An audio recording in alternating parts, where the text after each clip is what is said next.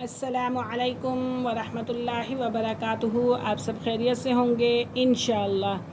اگر آپ میری اس ویڈیو پہ میرے اس چینل پہ نئے ہیں تو آپ میری ویڈیو کو پہلی یعنی کہ صورت سے دیکھیں تاکہ آپ کو اچھی طریقے سے سمجھ آئے، اور میری ویڈیو کو سبسکرائب کریں گے تاکہ ہر نئی آنے والی ویڈیو آپ تک پہنچ سکے اور بآسانی آپ قواعد اور مخارج پڑھ سکیں۔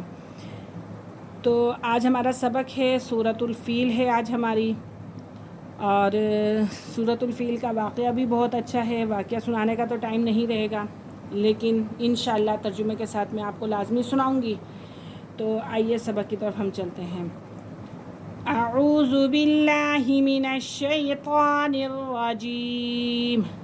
سورۃ الفیل مکیہ، بسم اللہ الرحمن الرحیم۔ لفظ اللہ کی لام سے پہلے اگر زیر آ جائے تو لفظ اللہ کی لام کو باریک پڑھتے ہیں، اور میم کے اوپر کھڑا زبر ہے، لفظ اللہ کی لام پہ بھی کھڑا زبر ہے، تو انہیں ہم ایک الف کی مقدار کھینچ کے پڑھیں گے۔ بسم اللہ الرحمن الرحیم۔ یا ساکن سے پہلے زیر ہے اور یہ یا مدہ ہے۔ علم تارا کیف، یا ساکن سے پہلے زبر ہے تو یہ لین کا قاعدہ ہے۔ علم تارا کیف فعل ربک باصحاب الفیل، یا ساکن سے پہلے زیر ہے تو یہ مد کا قاعدہ ہے، کھڑا زبر ہے، کھڑے زبر کو ایک الف کی مقدار کھینچ کے پڑھیں گے۔ با جو ہے مشدد ہے، اور یہ مشدد حرف اپنے پہلے حرف سے مل کر پڑھا جاتا ہے۔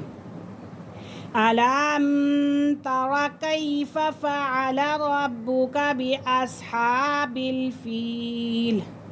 علم یجعل، جیم کیا ہے؟ قلقلہ کا ہے، ٹھیک ہے۔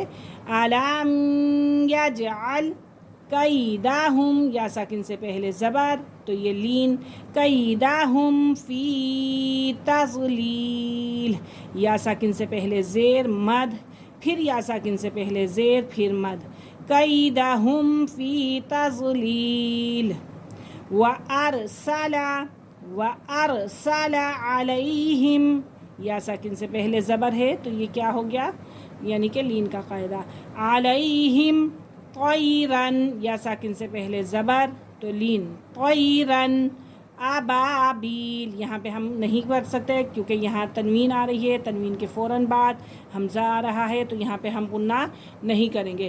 طیراً ابابیل، ناک میں آواز بالکل قطن نہیں لے کے جائیں گے۔ وَأَرْسَلَ عَلَيْهِمْ طَيْرًا أَبَابِيلَ۔ کل کے سبق میں نے آپ کو سمجھایا تھا کہ دو زبر دو زیر دو پیش کو تنوین کہتے ہیں، اور تنوین کے اندر جو ہے یعنی کہ تنوین کے فوراً بعد یا نون ساکن کے بعد یا تنوین کے فوراً بعد حروف حلقی میں سے اگر کوئی حرف آ جاتا ہے، لازمی نہیں ہے کہ وہ نون ہی ہو، کوئی سا بھی حرف ہو سکتا ہے، اگر اس پہ تنوین ہے اور تنوین کے فوراً بعد یعنی کہ مقصد یہ کہ یعنی کہ اس کے اوپر پیش ہو، جیسے اب یہ ہمارا سبق آیا را کے اوپر دو زبر آ رہے ہیں تو یہ تنوین ہے میرا بیٹا، یہ کیا ہے؟ تنوین ہے، اور تنوین کے فوراً بعد حمزہ آ رہا ہے۔ حمزہ کس میں سے آ رہا ہے؟ حروف حلقی کے اندر سے حمزہ آ رہا ہے، تو اسی لیے یہاں پہ ہم غنہ نہیں کریں گے بلکہ اظہار کریں گے۔ وَأَرْسَلَ عَلَيْهِمْ طَيْرًا أَبَابِيلَ، طَيْرًا أَبَابِيلَ۔ اب یہ قرآن پہ میں آپ کو اس لیے سمجھا رہی ہوں کہ تاکہ آپ کو اور زیادہ اچھی طریقے سے آئے۔ قاعدے میں اگر آپ کو سمجھ آیا ہوگا یا نہیں آیا ہوگا اچھی طریقے سے تو قرآن میں آپ کو بہت اچھی طریقے سے سمجھ آ جائے گا، اور لکھ کے بتانے کا مقصد بھی یہی ہے کہ آپ کو بہت اچھی طریقے سے سمجھ آئے۔ یعنی کہ تنوین ضروری نہیں ہے کہ یہ خالی نون ہو، میم بھی ہو سکتا ہے، واو بھی ہو سکتا ہے، را بھی ہو سکتا ہے، دال بھی ہو سکتا ہے، کوئی بھی حرف ہو سکتا ہے، لیکن شرط یہ ہے کہ اگر دو زبر آ رہا ہے یا دو زیر آ رہی ہے یا دو پیش آ رہا ہے یا پھر دو زبر آ رہی ہے تو یہ تنوین ہے۔ تنوین کے فوراً بعد مقصد ہے کہ حروف حلقی کے اندر سے یعنی کہ حروف حلقی کے اندر سے اگر کوئی حرف ہوگا تو وہاں پہ غنہ نہیں ہوگا، حلقی کے اندر سے یعنی کہ حمزہ ہا عین ہا غین خا کے اندر سے کوئی حرف ہوگا تو وہاں پہ غنہ نہیں ہوگا۔ وَأَرْسَلَ عَلَيْهِمْ طَيْرًا أَبَابِيلَ تَرْمِيهِمْ، یا ساکن سے پہلے زیر مدہ، تَرْمِيهِمْ بِحِجَارَةٍ مِّن سِجِّيلٍ، یہاں پہ میم آ رہا ہے، میم یرملون میں سے ہے. یرملون کے 2 لفظوں کے اندر غنہ نہیں ہوگا، باقی 4 لفظوں میں غنہ ہوگا. لام اور را کے اندر غنہ نہیں ہوگا، باقی 4 لفظوں میں غنہ ہوگا. تو یہ یرملون کی میم آ رہی ہے.